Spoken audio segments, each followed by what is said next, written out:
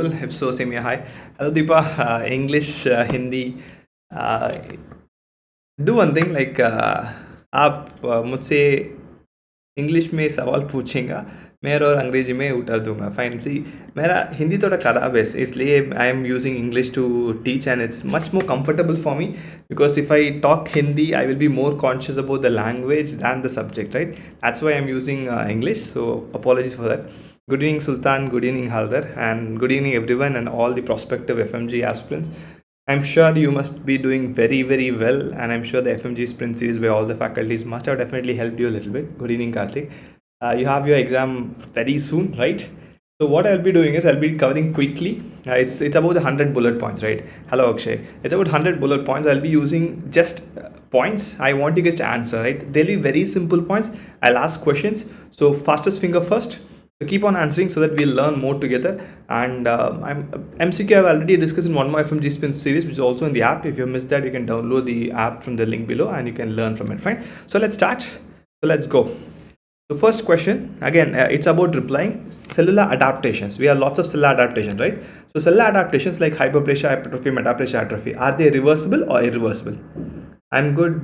Vlogs. Good evening. Dr. Ifad, good evening. They are reversible or irreversible? They are absolutely a reversible change, right? There is an exception that one cellular adaptation will be irreversible. Which of the cellular adaptation is irreversible? Fine. Perfect. There's one cellular adaptation. If you have to ask except, right? There is a possibility that atrophy can be irreversible, right? So always I used to say that exceptions are MCQ. Please remember the exceptions. Exceptions are very, very important. NK Sach, good evening. Atrophy is irreversible. Simplest way to remember, right? Thymus undergoes atrophy. It is never going to come back in later in life, right? So atrophy can be irreversible, right? Okay. Next question. Hypertrophy happens in cell which has the capacity to divide, or happens in cell which has lost the capacity to divide. You can answer A or B if it's very long to type. Hypertrophy happens in cells which has lost its capacity for cell division, right? Perfect. Which means it happens in muscles. To be specific, it happens in striated muscles. I am not going to talk about the physiological hypertrophy, which I'm sure everyone knows, the skeletal muscle with response to exercise. I'm going to talk about the pathological hypertrophy, which is cardiac hypertrophy, right? I just want you to fill up the blanks, right? Very simple things to learn. It's quick. It's very, very quick, right? So I'm going to talk about, there's something called volume. You'll have a volume overload, and then you have a pressure overload, which happens in the heart, which undergoes cardiac hypertrophy, right? Excess of volume or excess of pressure. I want you guys to comment, excess of volume results in concentric hypertrophy or eccentric hypertrophy? The first why. In heart, excess of volume results in concentric or eccentric? And pressure also tell me. Excess volume results in eccentric hypertrophy of heart, and pressure results in concentric hypertrophy of heart. Eccentric means in the corner, right? Because volume is always dependent, it goes to the corner, fluid goes to the corner, eccentric hypertrophy, right? Perfect, right? Next, go to hyperplasia. Okay, hyperplasia. Can anyone give me a physiological example for hyperplasia? Hyperplasia physiological example. In my lectures, I have given a very simple example of estrogen induced hyperplasia. Estrogen in your menstrual cycle is an example, classical example for physiological hyperplasia, right? Okay. So when I say estrogen can be excess, what does it cause? Pregnancy is a very good example actually. Pregnancy also, your uterine muscle can undergo hyperplasia, right? Right? Estrogen in endometrial cycle, that also can undergo hyperplasia. When estrogen becomes excess, it becomes pathological, which is termed as endometrial hyperplasia. Again, since it's more not about concepts, just about revising few facts. Again, fastest finger first. Tell me whether hyperplasia can result in malignancy or not. Yes or no? Can hyperplasia cause malignancy? Perfect, Bivas. Good, Deepika. Yes, hyperplasia can result in neoplasia formation. It will result in neoplasia formation. There's definitely a risk of neoplasia formation, right? Like you guys said, pregnancy. Pregnancy is not going to cause, but endometrial hyperplasia can cause. Just to recover, right? Hypertrophy, can it cause cancer? Hypertrophy, no. There's no risk of cancer in hypertrophy.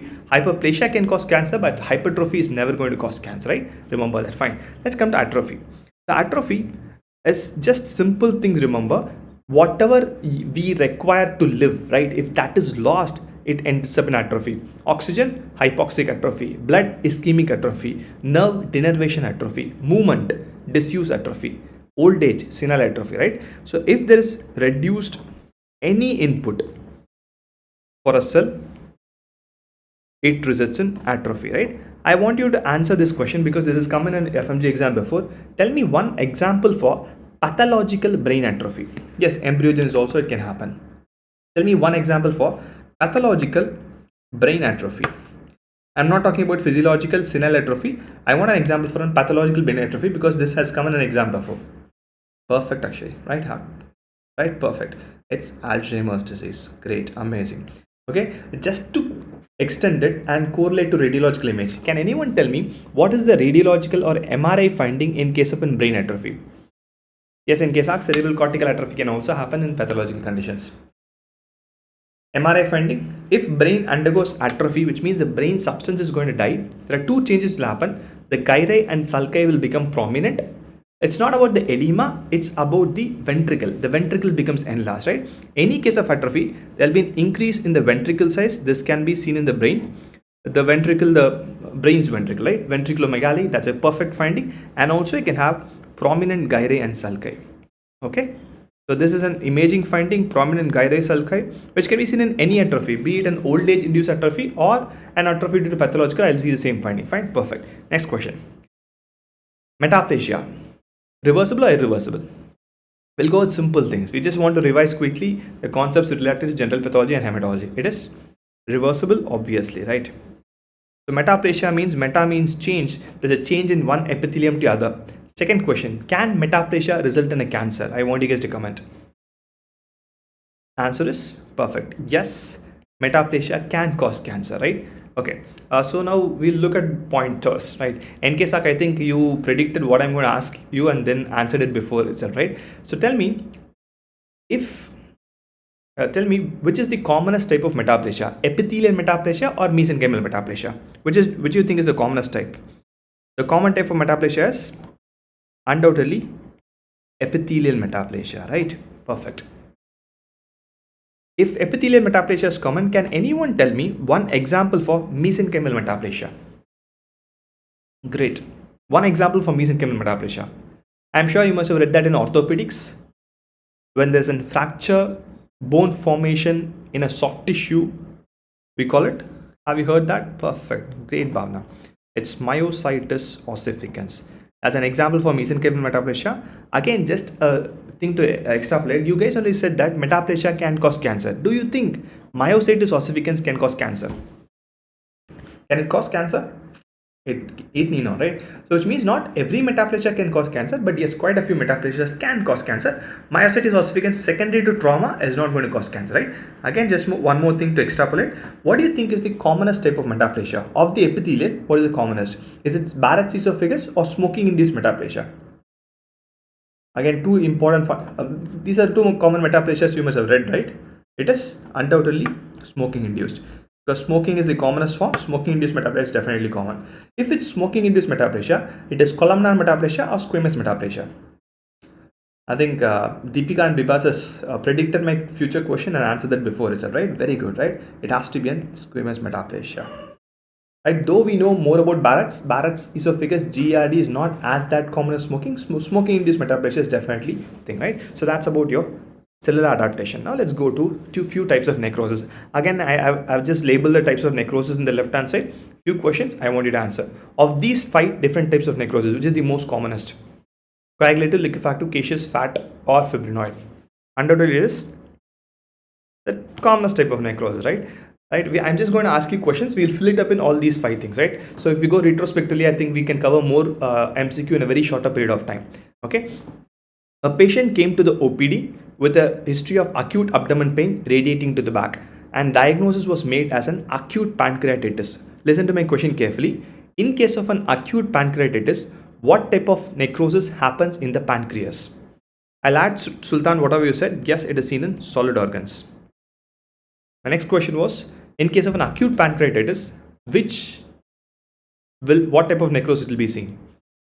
In acute pancreatitis, in pancreas, you won't see fat necrosis, right? Everyone, please be very careful. If I have a case of acute pancreatitis, I want you to look at the question very, very carefully because you might make a mistake. If it is pancreas, in case of an acute pancreatitis, you will have liquefactive necrosis.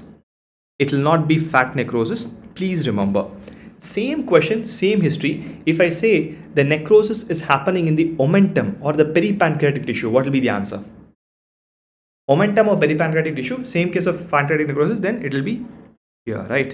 So if it's an omentum or a fat or a peripancreatic tissue, then yes, it's going to be fat necrosis. Please be very, very careful. Don't jump to answer, because these are the silly mistakes you will do. I am sure if this question comes, everyone who answered fat in the initial thing will never make the mistake again. If the question is on acute pancreatitis, please be careful and ask, right? Okay, caseous necrosis. Tell me any one example apart from tuberculosis, because I'm sure 100% sure no one will ever forget tuberculosis here, right? Any one example of caseous necrosis other than tuberculosis? Other than tuberculosis. Sarcoid is actually non-necrotizing, right, Bhavna? Okay, TB is undoubtedly there. I am not denying that fact. Apart from tuberculosis, there are two more things. Histoplasmosis, coccidiomycosis can also cause that, right? In addition to that, it can also be few forms of leprosy, especially pure neuritic leprosy can also cause caseous necrosis, right? Perfect. TB is undoubtedly there. Other thing, histoplasmosis, coccidiomycosis, your other fungal organisms can also cause them, right? Fibrinoid necrosis. Which part of the body or structure or vessel or any organ, which part will have fibrinoid necrosis? Fibrinoid. Oid means, we already know, oid means like. Fibrinoid, fibrin like. You will have, I spelled out the answer, right? It will be seen in vessels. Okay. If it is seen in vessels, right? Perfect, Disha. If it is going to be seen in vessels, I'm just going to reframe the question. Which type of hypersensitivity reactions will have fibrinoid necrosis? 1, 2, 3 or 4? Which hypersensitivity reactions will form vasculitis which will have fibrinoid necrosis? It will be type 3. Okay, it's type 3. Vasant as well as Sultan, you are partly right. I'll say why type 2 is also right, but I want the right answer to be type 3 for the simple reason type 3 is always circulating immune complex. They will undoubtedly cause vasculitis. But type 2 is also right to some extent, because have you heard about ANCA mediated vasculitis? Yes, you must have heard, right? What are the two types of ANCA? I'm sure I want you guys to comment. ANCA mediated vasculitis, which is type 2, can also have fibrinoid necrosis, but in general it's going to be type 3 hypersensitivity reactions, right? Okay, perfect. Okay, so we have all the different types of necrosis here, right? Now in uniform, I'm just going to ask a random question. What do you think would be the microscopic color of necrosis? You have C-ANCA and P-ANCA, right? If I'm good. What will be the microscopic color of necrosis? It's undoubtedly completely pinkish in color, right? It's going to be completely pink in color, no area of blue color at all. That's how necrosis is going to be anywhere, right? Necrosis has one more leading point. I'll just use that point and then we'll go to the next step, fine? When I have necrosis, the other major form of cell death for me is apoptosis, right? What do you think will be the nuclear changes in necrosis? Because this has been repeatedly asked, be it in FMGE or an EAT exam, the 3 classical nuclear changes in necrosis. I'm sure you guys know. If you just can type the first few letters also is more than enough, right? We have something called pycnosis. Difficult to write, right? Pycnosis. We have the karyorhexis, which means it's been broken, and then we have the karyolysis, right? Great, Bipas. We have karyolysis as well, right? In case of apoptosis, cell is shrunken, that's completely fine, perfect. So in case of apoptosis, do you think you'll have pycnosis, karyorhexis, karyolysis, or something else? What will happen to nucleus? I'm not asking about the cell or the protein, I'm just talking about the nucleus. What will happen to nucleus in case of apoptosis? Will it lyse or it will just be broken? It will just be broken. You have broken particles, we call them chromatin condensation, right? It will not lyse, it will get condensed because it will be broken into bits and pieces, right? So this was actually asked in one of the AIIMS exam as well, not in the form of this. See, text will never change. Pathology will always remain pathology if it's NEET or next or whatever name the government gives, right?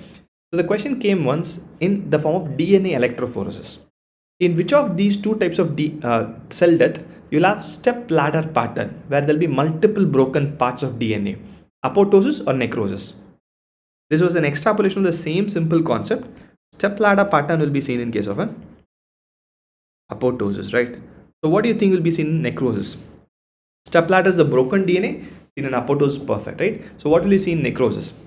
Necrosis, it's not just rhexis, it's completely light. So I'll have something called as smearing pattern seen in necrosis, right? So there's a finding seen in case of a DNA electrophoresis. Okay, I'll see a smearing pattern in case of necrosis, and I'll see a stepladder pattern in case of apoptosis, right? Don't call it smudge bhavana. Yes, you are right in calling it smudge, but in electrophoresis, it's a moving band, right? So it'll be like a smear. Fine, perfect. So those are a few things in the first chapter.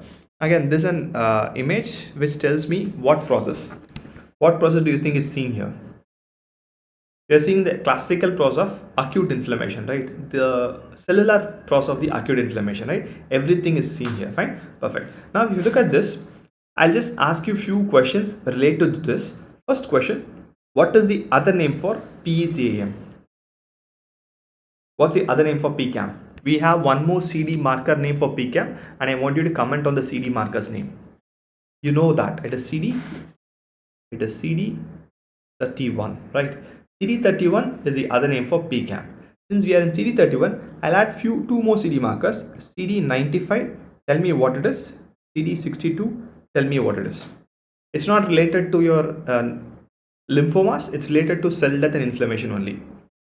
CD62 is the other name for selectin.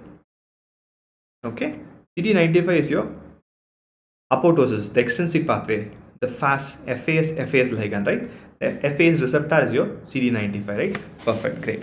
So now we know about a few things here, right? So now just look at this image and tell me which of the molecules is going to help in the process of margination: selectin, integrin, or PCAM. Which helps in the process of margination? For margination to happen, there are two things involved in margination, not just the rolling, just the margination alone. One is the vessel dilatation. Okay, so the vessel dilatation is very, very important for margination. That's a one. In addition to that, yes, selectin helps for sure. Okay, definitely selectin helps, right? If you can see the second process of rolling, where the WBC PMN is your polymorphs, it's just rolling. For rolling, you need selectin and Cellular X receptor, right? I'll just ask you a simple question. Let's say a patient has an absence or genetic defect in Cellular X receptor. What is the disease called as? This guy, the Cellular X is defective or absent. What is the disease called as? Which means leukocyte cannot bind, leukocyte cannot roll. I'm sure you guys know this. This is called as an leukocyte adhesion deficiency type 2. You must have read, right? Because you're right in calling leukocyte adhesion deficiency syndrome, but I would say type 2 is more important. Hi, Metari. Right? Type 2 is more important, right? So if it's type 2, which you think will be absent in LAD type 1? In case of an LAD type 1, which of these molecules do you think will be absent? What will be absent in case of an LAD type 1? Integrin, right? Perfect. Okay, so I'll just zoom this image. In this image, you are not seeing anything marked as integrin. So tell me which is integrin in this image. You have selectin, E-selectin, P-selectin being marked. There's nothing marked as integrin, right? What is it? You are right in saying that yes, integrin is defective in case of an LAD1. There are two types of integrin which is important. One of the integrin is your LFA1. LFA1 is the integrin here, right? ICAM is not integrin, right? Because ICAM means cell adhesion molecule. And if you look at it carefully, ICAM is seen on the endothelium. These are leukocytes problem, right? LFA is one of the subtype of integrin. That's what's happening here, right? Okay. Now, if I have to mark this step, what is this step called as?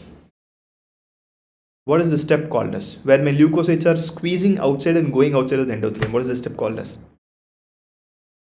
I'm sure you know the step, know the process. That's your classical, perfect. That's your diapedesis, right? That's your diapedesis, fine. As a classical case of a diapedesis or a transmigration of a WBC through my endothelial network, right? Amazing. So I'll just quickly put your pens down or take your fingers off your keypad. So what happens in acute inflammation is, first there is an insult, there will be a transient vasoconstriction, and all these process happens in post-capillary venules, and then the vessel will dilate. Once there is a dilation, there will be turbulence and it goes to the corner margination. With the help of Cellular selectin, rolls. With the help of integrin CAM molecules, adheres. With the help of PCAM CD31, goes outside. Then with the help of chemotaxis, goes to site of inflammation, engulfs and destroys the tissue, right? That's in short about acute inflammation. We know about LAD1 and LAD2, which are defects in your process of adhesion. Fine. Okay, next. What is this image? Identify the image. No options here. I'm sure you will definitely tell the right answer.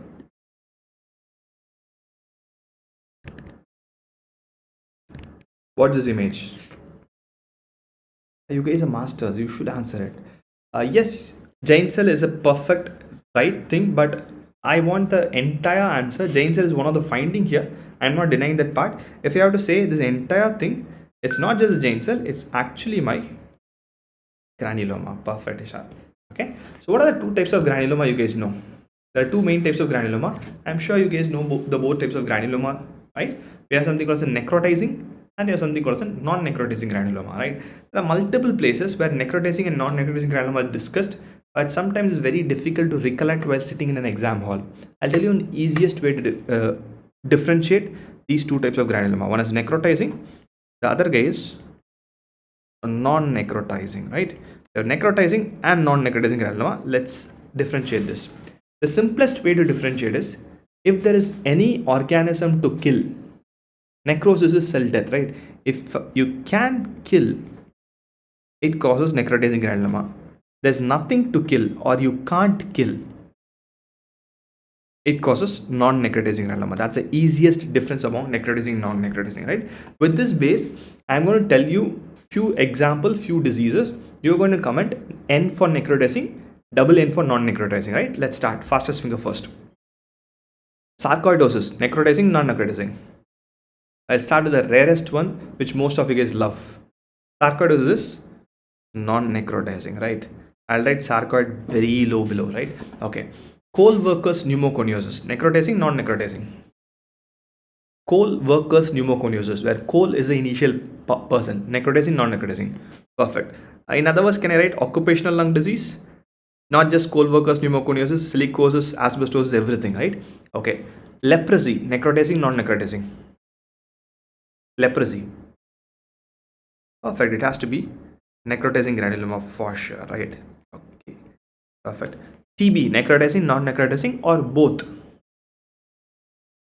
TB, necrotizing, non-necrotizing, or both? Okay, TB should be both. TB is TB, right? You have to give some credit for TB. It's been with human beings from the time of Egyptian mummies, right? So it needs some credit. TB will be both necrotizing and non-necrotizing for the simple reason, if the immunity is not good, my body cannot kill the TB bacilli, becomes non-necrotizing. If the immunity is good, my body can kill the TB bacilli, it becomes necrotizing, right? Perfect. Next, one more question. Suture, foreign body granuloma, necrotizing, non-necrotizing. Let's take silk sutures, necrotizing, non-necrotizing. Can you kill a silk suture? You cannot, so it is non-necrotizing. So any foreign body for me here is non-necrotizing. Okay, just one more thing. Crohn's disease, necrotizing, non-necrotizing. Crohn's, necrotizing, non-necrotizing. Is there anything to kill in Crohn's? Nothing to kill in Crohn's. So that is obviously an non-necrotizing granuloma, right? Perfect. So the only way to remember is, if you can kill something, it's necrotizing granuloma. If you cannot kill something, it's non-necrotizing granuloma. And please do remember, whenever TB is the answer, be it necrotizing or non-necrotizing, the first diagnosis has to be tuberculosis and only tuberculosis, right? And this is how granuloma looks. And like if I said, this is actually a classical giant cell, right? So since we know the types of granuloma and the microscopic appearance, just one leading question. What is the principal cell of a granuloma formation? T lymphocytes, epithelioid cells, giant cells. This also has come in an exam before. Principal cell of granuloma formation. Okay, principal cell of granuloma formation. T lymphocytes, epithelioid cells, or your... No, it's epithelioid cells, right? The epithelioid cells is the principal cell of granuloma formation. T lymphocytes helps, but epithelioid cell is going to kind of make the help a vicious cycle. Epithelioid cell is the principal cell of granuloma, not a giant cell. Giant cell is nothing but a fusion of epithelial cells. Do remember this, epithelial cell or activated macrophages. Fine. So that's about granuloma. We've kind of slowly completed your chronic inflammation as well, right? Next, just one more tiny topic of infarcts. Infarcts is important for us, especially when you go for an FMGE exam. Infarcts has been asked quite some time, right? Again, Red infarct, as the name says, it's going to be red in color. Pale infarct, as the name says, it's going to be white or pale in color. I'm not going to that at all. I'll again ask you a few classical questions. I want you to put whether red or white infarct, right? Tell me, where will you have, or what type of infarct will be seen when there's a venous occlusion? When there's a venous occlusion, what type of infarct you will see? Red infarct or pale infarct? Venous always will be a red infarct. Okay? Because when I say venous occlusion, it's occluding, so there's going to be lot of blood accumulation. The best example for venous occlusion is, I'm sure you must have heard about torsion, right? Torsion testis, torsion ovary. So what happens in torsion is, when the organ twists, the veins get occluded, the blood supply doesn't roll, but the stagnation of the blood will be there, which results in red infarct, right? So torsion of ovary and torsion of testis is a classical for a red infarct, right? Lung, red infarct, white infarct. Lung infarcts, red or white? Lung can be is red infarct. Two reasons. Lung has dual blood supply. Lung is a very porous tissue. When it's porous tissue, it can easily diffuse and will cause a red infarct. It will not cause a white infarct, right? Okay, spleen, red infarct or white infarct? Spleen. I'm sure you know the answer. Spleen, your kidney, heart, any solid organ, like your coagulative necrosis, any solid organ will have a white infarct. Again, I'm going to ask you a leading question. Tell me where it will be the right answer. Which of these two infarcts will have a very well defined line or well defined demarcation between normal and the abnormal tissue? Red or white? Which will have a very clear cut demarcation? Pale infarct will have a clear line between the normal and the abnormal, right? It's white infarct. You must have seen wedge-shaped infarct images, right? Perfect distinction. Red infarct, there will be a little bit of diffusion, so they will not be perfect, right? Intestine can also have a red infarct. I just want to highlight one organ, liver. Liver can be both red infarct and white infarct. So it's based on what it is, right? Liver can be both red and white infarct. When I say liver which is causing red infarct, have you heard about something called as a nutmeg liver? Which disease you will see nutmeg liver? Can anyone tell? Nutmeg liver. That's a classical MCQ. Which disease you will see nutmeg liver? Chronic venous congestion, right? So if it's nutmeg liver, where you see a chronic venous congestion, it's venous. So it will have a red infarction. CVC of liver, it will have a red infarction. You must have seen that hemorrhagic necrosis, red infarct. White infarct is just a thrombus. Have you heard about Budd-Chiari syndromes and all those things, right? When you have a thrombus in the liver, when it's occluding, causing a complete obstruction, it can cause white infarct. So liver is a bit unique. So look at the etiology and then write what is this, red or white infarct, fine? So we know about red and white infarct. Just one more additional point. Have you heard about something called as lines of Zahn? Tell me, where will you see lines of Zahn?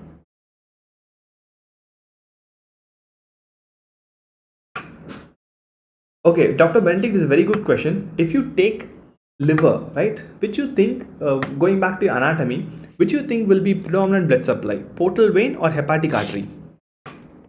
Which has the maximum blood supply?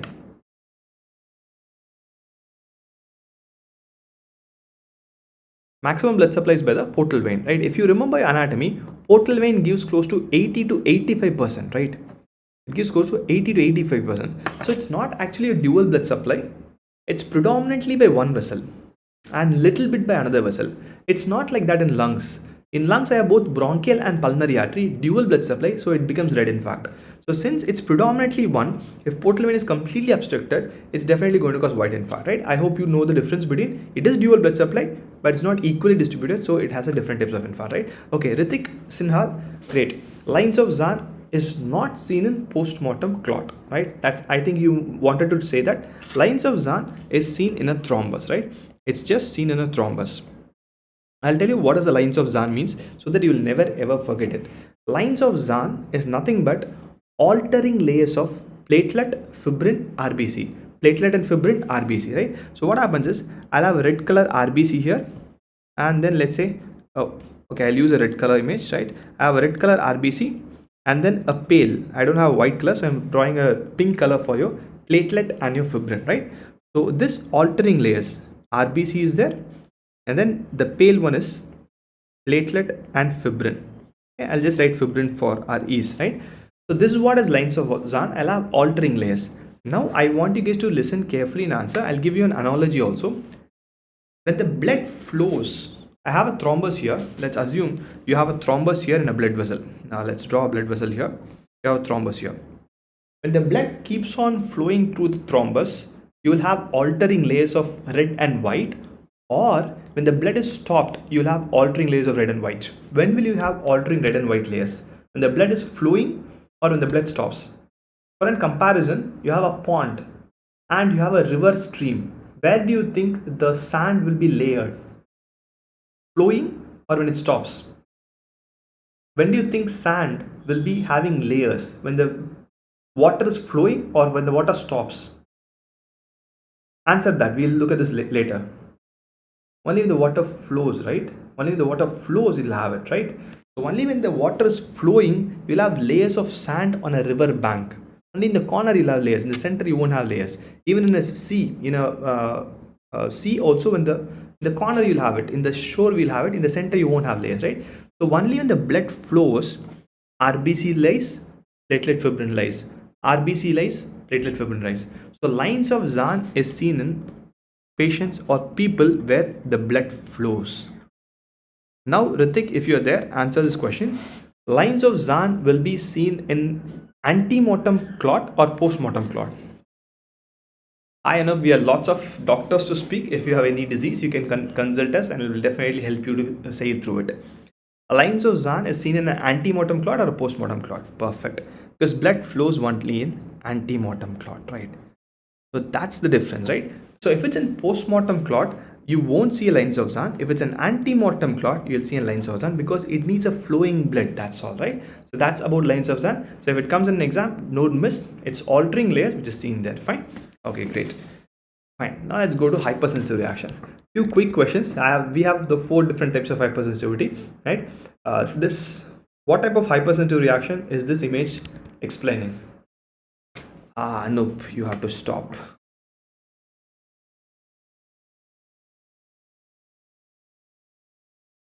What type of lines of hypersensitivity reaction is this image explaining?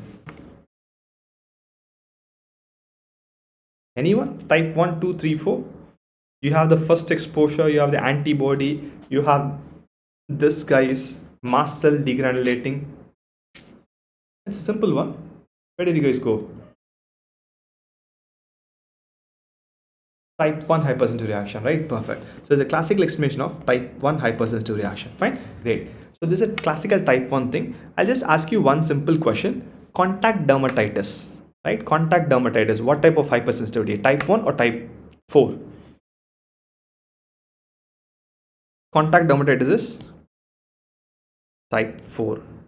See, this is one thing which you might miss. If you're in a hurry, you might miss, especially if you're writing the exam for the first time. Contact dermatitis, generally we think of an allergy, right? It's not allergy, it's type 4 hypersensitivity reaction. Please remember that, right? Urticaria is allergy, which is type 1.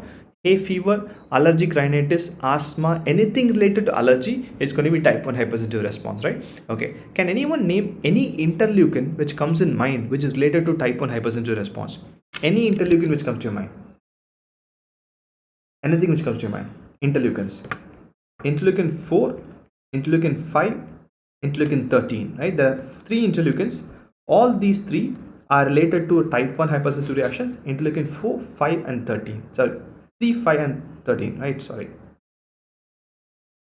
Okay. I think I'm right. 4, 5 and 13. Confusion. Sorry for it. Fine. Okay. So these things helps in production of your immunoglobulin E as well as attracts eosinophil, which causes all the reaction to happen here, right? Interleukin 1. Okay, since you guys have commented on other interleukins, let me ask you a few more leading questions. Interleukin 1, seen in which of the types of cell death? Necrosis, apoptosis, necroptosis, pyroptosis. Interleukin 1. Interleukin 1 as seen in case of one. I'm sure you must have heard this guy. Inflammasome formation. Inflammation formation. Yes, I'll come to type 4 hypersensitivity soon, which is seen in pyroptosis, right? So that's a classical interleukin in pyroptosis, right? Some of you have commented interleukin 6, right? Interleukin 6, interleukin 1, TNF. Where did you read these 3? These 3 always comes close together. Interleukin 1, interleukin 6, TNF. Okay, fever, or I can in short say these are cytokines responsible for your acute phase reactants. You must have remembered about CRP. Yes, this causes fever also because it produces prostaglandin, your elevated ESR, ferritin, everything. All these guys go to the liver and make them synthesize and produce more and more and more acute phase reactants, right? Perfect. So what type of hypersensitive reaction is this? Whatever comes to your mind. What's been depicted in this picture? Type of hypersensitive reaction. You have an antibody, you have a cell has been infected and is getting lysed or undergoing phagocytosis. This is classical type 2 hypersensitivity, right? Perfect. Type 2 hypersensitivity, right? So remember, anything in relation to blood, autoimmune hemolytic anemia, ITP, is type 2 hypersensitivity, right? It's antibody mediated hypersensitivity, right? It's an antibody mediated hypersensitivity.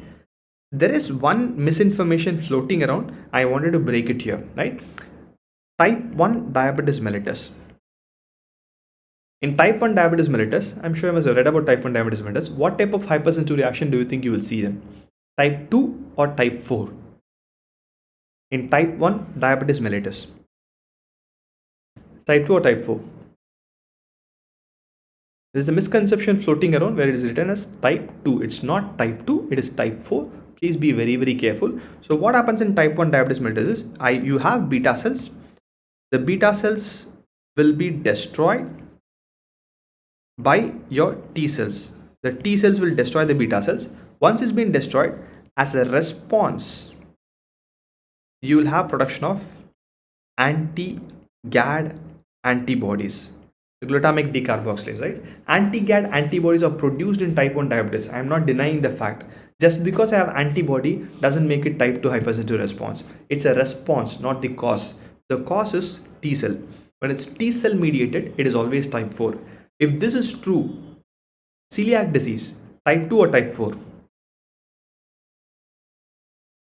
Type 2 or type 4, celiac disease? Celiac disease again, type 4. In celiac disease also, I have T cell mediated destruction which produces antibodies to TTG or your antibodies to your endomycin. That's a response, not the cause, right? So there are few places where antibodies are produced as a response. That doesn't make it type 4, sorry, type 2, it's still type 4, right? Okay, speedball myasthenia gravis is type 2. In myasthenia gravis, I have antibodies against acetylcholine receptors. It's going to destroy them, it's type 2, fine? Okay. So what type of hypersensitive response do you think you see here? What's been depicted here? That's your classical.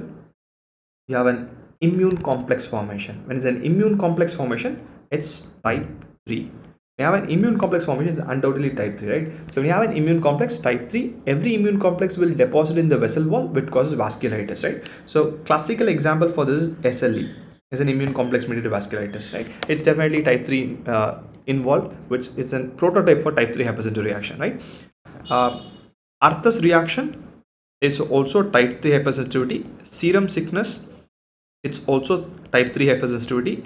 You might not see them of late because we don't use foreign antibody, right? That's also there. Arthus reaction and serum sickness are more theoretical. There's one more thing which I want you to remember: reactive arthritis. Okay. Reactive arthritis is type 3. Please remember. Rheumatoid arthritis. What do you think rheumatoid arthritis will be? Type 3, type 4, type 1, type 2. Reactive is type 3. I'll come to it, Benedict. Rheumatoid arthritis is fine piece. You should read physics, chemistry, biology. Rheumatoid arthritis type 4. Okay. Rheumatic fever. Your streptococcus and all those guys, right? Rheumatic fever type 1, 2, 3, 4. Reactive arthritis type 3, rheumatoid arthritis type 4, and rheumatic fever is perfect. It's type 2 hypersensitive response, right? Again, there are very subtle differences, right? Don't make a mistake in these, fine? Okay. Someone asked about Hashimoto. Hashimoto is the same concept like type 4 and type 2 together. If all these things, like type 1 diabetes or your celiac disease or your Hashimoto's, when I have both options type 4 and type 2, I'll go with type 4 and type 2. But in all these places, the first starting point is type 4, which ends up in type 2. Pernicious anemia, type 4, type 2, same thing here, fine? Okay, don't make these mistakes. They are very tiny differences. You shouldn't miss it out, right? So this is a classical image for type 4 hypersensitive response. You have antigen presenting cells, T lymphocyte, which sensitizes the lymphocyte, produces activated macrophage. This is the name for epithelial cell, which forms granuloma, right? That's this is the one which is also called as cell mediated immunity. Okay, so cell mediated hypersensitive response, fine? So these are 4 classical hypersensitive response. In generally, I don't go with hypersensitivity. I will leave it to microbiology. Since it's just few things to revise, I just cover them here, fine? Okay, so we know about all these type of hypersensitive response. Next, few things to quickly tell, yeah, or it's called as delayed hypersensitive response, right? Few things to quickly fill up about amyloidosis. Primary amyloidosis. Give me an example. Give me an example for primary amyloidosis. Primary amyloidosis, I'm sure you know that. Multiple myeloma related amyloidosis is primary, and you will see perfect AL type of amyloidosis, and you will see them in kidney. Actually, I think all of you guys should write the exam together, because one point is being given by one. That compiles everything, right? Secondary amyloidosis. Can you give me a classical example for secondary amyloidosis? Secondary amyloidosis is seen in case of chronic inflammation, right? It's chronic inflammation associated amyloidosis. And then chronic inflammation, so automatically, perfect, any chronic inflammation for that matter, it's AA type of amyloidosis, which can be systemic amyloidosis, right? Transthyretin. There are actually 2 amyloidosis which is involving transthyretin, and I want you guys to comment on both. 2 of them involving transthyretin. Alzheimer's is not transthyretin. We'll come to it, Benedict, soon. Okay, you gave examples for secondary, it's fine. Transthyretin, one is senile systemic amyloidosis, which is also ATTR, that stands for transthyretin, and one more guy is familial amyloidotic polyneuropathy.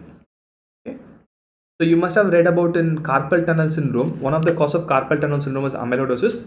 This type of amyloidosis can cause carpal tunnel syndrome, right? Dialysis related amyloidosis. What's a protein deposited? This has been repeated multiple times. I hope at least one question in amyloid will come in this exam. Dialysis is associated. Dialysis, it's A is always for amyloid. It is beta 2 microglobulin, right? It's A beta 2 microglobulin, right? It's microglobulin. So if you're going to expand also, you should not miss it. Okay, A beta 2 microglobulin or globulin, fine. Okay, since both of you have written A beta, I'm sure you must have meant A beta 2 microglobulin. Where do you see A beta amyloidosis? There's a place where you see A beta amyloidosis. Where is that? A beta amyloid. Where do you see them? It is seen in, perfect, it's seen in Alzheimer's disease. It's actually A beta, or to be specific, it's A beta 42. It's actually the right one, A beta 42, where you see them in Alzheimer's disease, right? Perfect. In type 2 diabetes mellitus, see, this is very important. Type 1 diabetes doesn't have amyloidosis. I'll tell you why very, very soon, right? Type 2 diabetes mellitus have something called an amyloid, islet amyloid peptide, IAPP, gets deposited, right? So now tell me why we'll understand why type 1 doesn't have amyloid. That's a very important thing to remember, because you should not miss it and write type 1 diabetes mellitus, fine? Sure, Vinith, I'll do it. So what is amyloid? What do you think is amyloid? What do you think is amyloid?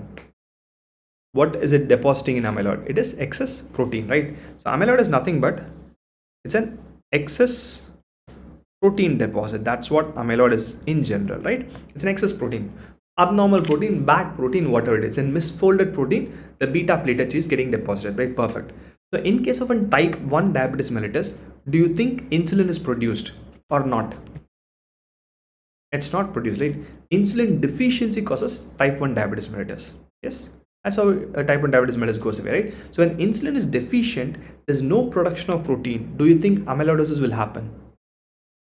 It will not happen. On the other hand, when I take type 2 diabetes mellitus, the problem is insulin resistance in the periphery. When the periphery insulin is resistant, what do you think your beta cells will do? Will they produce more protein or less protein? when there's resistance in the periphery, they'll produce more protein, right? Resistance, it's a feedback mechanism, and I give sulfonylureas, it increases insulin, right? So when there's more insulin production, there's more chance of deposition of the protein. So only type 2 will have amyloid deposit, not in type 1 diabetes mellitus, which is very, very important. I want you guys to remember that, right? I'll zoom it out. Fine. Medullary carcinoma thyroid. Tell me whatever comes to your mind. What do you think will be deposition in case of medullary carcinoma thyroid? Fine piece. You have to go to physics, chemistry, biology. Come back soon. We'll be here forever. We'll definitely teach you. Medullary carcinoma thyroid, you'll have acalcitonin, right? Acalcitonin, which gets deposited, which is in localized amyloidosis for sure. Fine. Okay. I wanted to cut short this in 45 minutes. Maybe I'll do one more session before your FMGE class for the hematology. We'll just concise this with general pathology. If you have any doubts, do let me know. I'm just kind of calling out this session. I'll answer whatever Vineet asked for, and we'll call it off, right? So Vineet has asked for 3 important things: the difference between ITP, TTP, and HUS, right? Okay. See, first of all, Vineet, ITP and TTP or HUS is not actually a differential diagnosis. ITP is a bleeding disorder.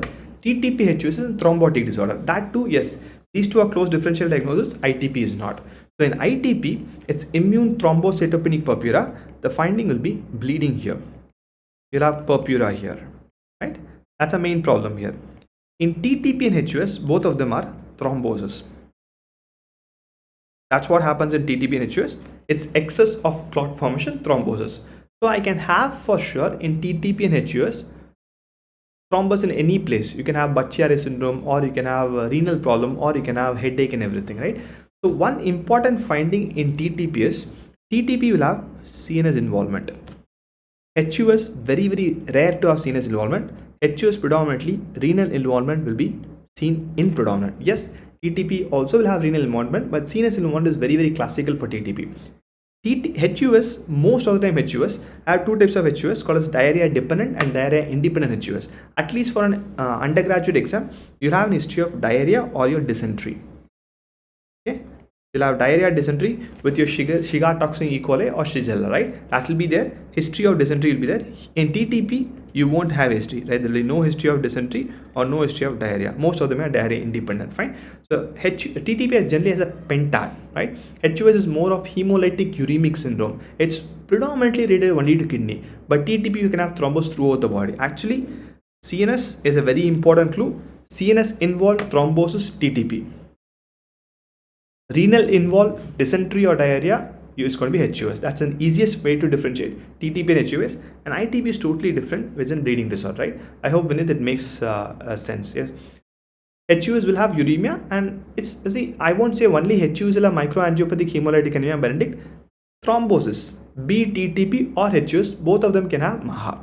You're right, but both of them can have MAHA, right? MAHA is called as a microangiopathic hemolytic anemia. In both of these conditions, MAHA can be seen, right? So it's not a differentiating point. That's why I didn't mention that. Fine. Okay. So we'll call it off a day here. I'll definitely schedule one more class in definitely not speedball. In ITP, immune thrombocytopenic purpura, platelet will any day be reduced, right? It's bleeding, right? It's purpura. So they'll definitely have reduced platelet count. 100% reduced platelet count. Fine. Okay. Thank you, Benedict. Thank you for your time. Go and have your dinner. In the next week, definitely I'll be covering hematology. Maybe if possible, one more class before your final exam for systemic pathology, right? All the very best for your upcoming FMGE exam. See you soon. Till then, bye-bye. Bye.